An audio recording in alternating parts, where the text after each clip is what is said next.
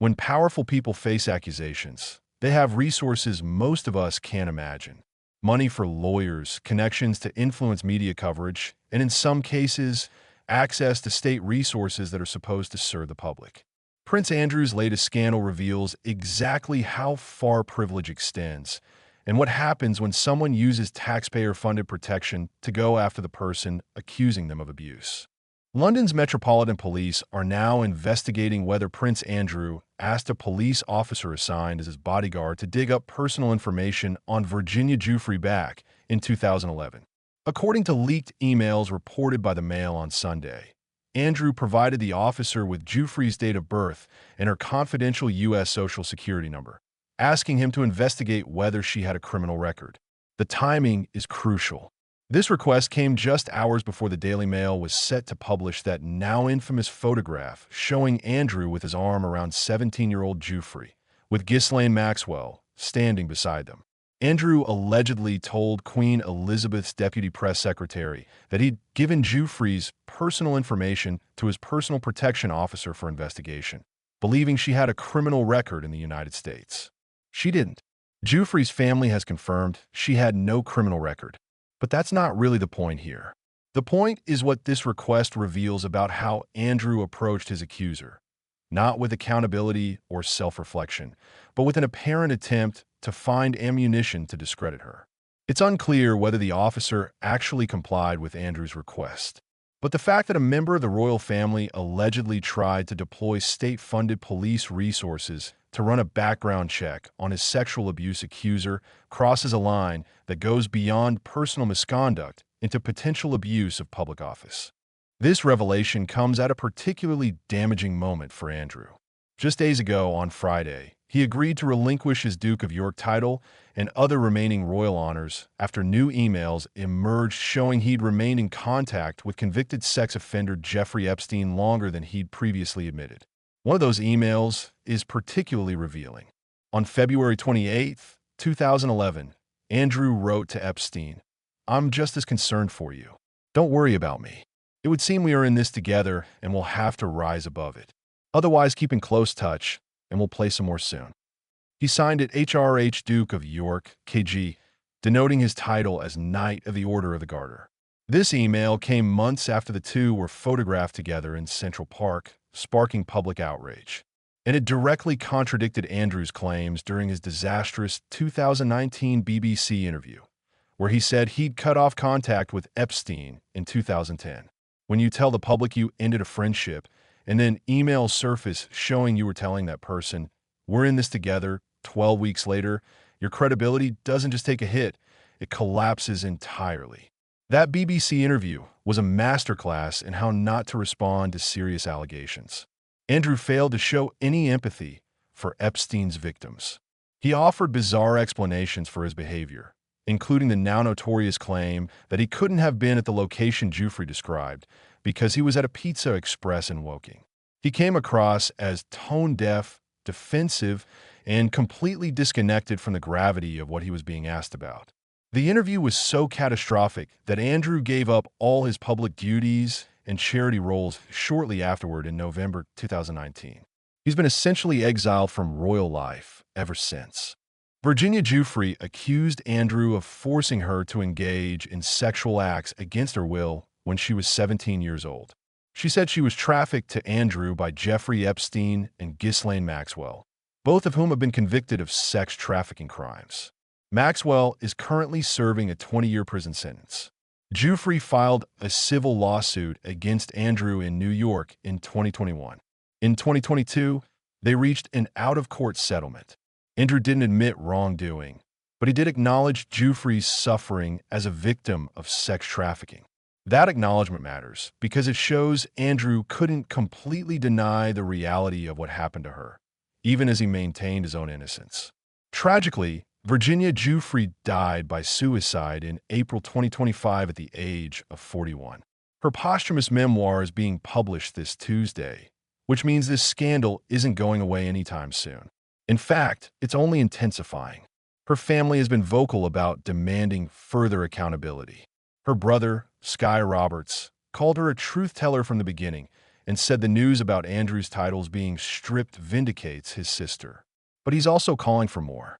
He wants King Charles to go further and strip Andrew of his title as prince entirely, not just his Duke of York designation. The family released a statement saying, "These emails expose the lengths to which those implicated try to discredit and defame survivors. The truth will surface, and there will be no shadows in which they can hide." British Energy Secretary Ed Miliband, speaking as the government's representative on Sunday morning news programs, called the allegations deeply concerning and said a police officer should not be enlisted in a smear campaign. That's diplomatic language for something more blunt. If these allegations are true, they represent a serious abuse of power. The Metropolitan Police said they're actively looking into the claims. That phrasing is careful. It's not a full criminal investigation yet, but it's more than just dismissing the reports. They're taking it seriously enough to examine whether laws were broken. Buckingham Palace hasn't commented on these specific allegations about the 2011 request. Their silence is notable. When institutions don't respond to serious allegations, it's usually because they don't have a good answer. Andrew himself said on Friday, when relinquishing his titles, that he continues to vigorously deny the accusations against him. But vigorous denials don't mean much when the documented evidence keeps contradicting your claims. The emails to Epstein contradict his BBC interview claims. The alleged request to investigate Giuffre contradicts any notion that he was approaching these allegations with anything resembling good faith. Here's what makes this particular allegation so damaging beyond the Epstein connection, beyond the settlement, beyond the disastrous interview. If Andrew did ask a taxpayer-funded police officer to investigate his accuser, he was allegedly using public resources meant to protect him to instead attack a woman accusing him of sexual abuse. That's not just morally questionable. It potentially crosses legal and ethical lines about the misuse of state resources. Personal protection officers are paid by British taxpayers to ensure the safety of senior royals. They're not private investigators for hire. They're not supposed to be doing opposition research on victims of alleged abuse. And let's be clear about what Andrew was allegedly trying to do here. He wasn't seeking exculpatory evidence that would prove his innocence. He was looking for dirt, anything that might damage Giuffre's credibility or make her allegations easier to dismiss. That's the playbook of powerful people throughout history when faced with accusations. Don't address the substance, attack the accuser. The fact that Giuffre didn't have a criminal record doesn't vindicate Andrew's alleged request. It makes it worse because it shows he was fishing for something that didn't exist, hoping to manufacture a reason to discredit her. This case is a textbook example of how privilege operates. Most people accused of a crime can't call up a police officer and hand over someone's social security number asking for a background check. Most people don't have access to royal handlers and press secretaries who can coordinate messaging strategies. Most people can't afford to settle a civil lawsuit and maintain their denial of wrongdoing while acknowledging the accuser's suffering just enough to make the case go away. Andrew had all of these advantages. He used them, and it still wasn't enough to protect his reputation because the pattern of behavior was too consistent, the contradictions too obvious, the documented evidence too damning. The monarchy has been trying to distance itself from Andrew for years now. First came the loss of public duties in 2019. Then in 2022, he was stripped of his military links and royal patronages. Now he's lost his Duke of York title and his membership in the Order of the Garter, one of the highest honors in the British system dating back to the 1300s.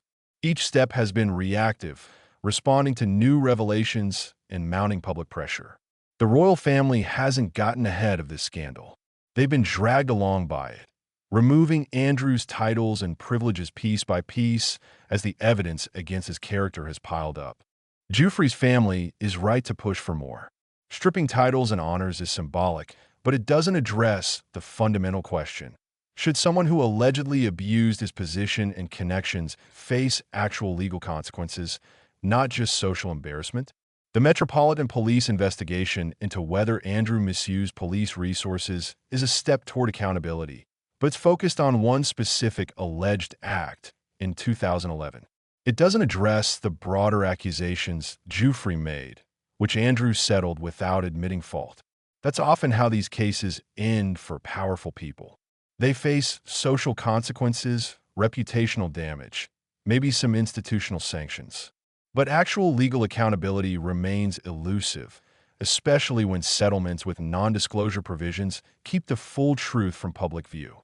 Roberts said he would welcome contact with UK Parliament or the King to present the evidence that we believe is available to continue her voice. He wants the world to know how much of a hero she was, but how much is still left that the stone is still left unturned. That's the lasting tragedy here. Virginia Giuffre spent years fighting to be believed, facing a system that protects the powerful and questions the credible.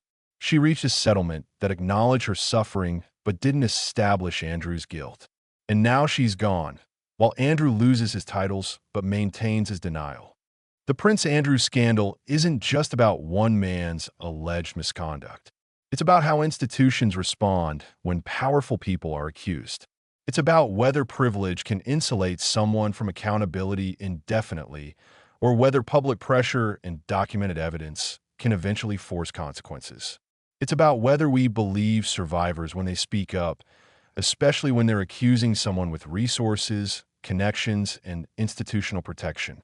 And it's about what happens when that protection starts to crack, when the denials stop being believable, when the evidence becomes too much to ignore.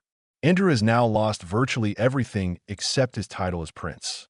He has no public role, no military honors, no ability to use his Duke of York designation. His reputation is in ruins. But he's never faced criminal charges. He's never had to testify in court about what he did or didn't do. He settled a lawsuit and moved on with his life, such as it is. Meanwhile, Virginia Giuffre is dead. Jeffrey Epstein is dead. Ghislaine Maxwell is in prison.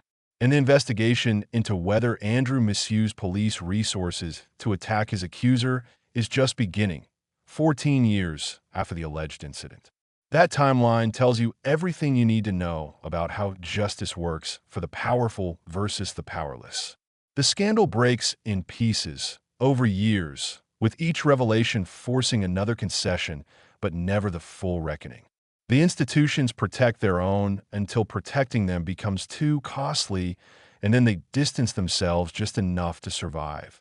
The Metropolitan Police will investigate. Maybe they'll find evidence of wrongdoing. Maybe Andrew will face some consequence beyond losing his titles. Or maybe this will be another chapter in a long story of privilege insulating someone from the full weight of their actions. But what won't change is this. Virginia Giuffre told her story. She fought for years to be believed. And even though powerful people allegedly tried to dig up dirt to discredit her, even though she faced institutional resistance and public skepticism, her testimony has outlasted the denials. The titles are gone. The honors are stripped. The reputation is destroyed. That's not the same as justice. But it's something.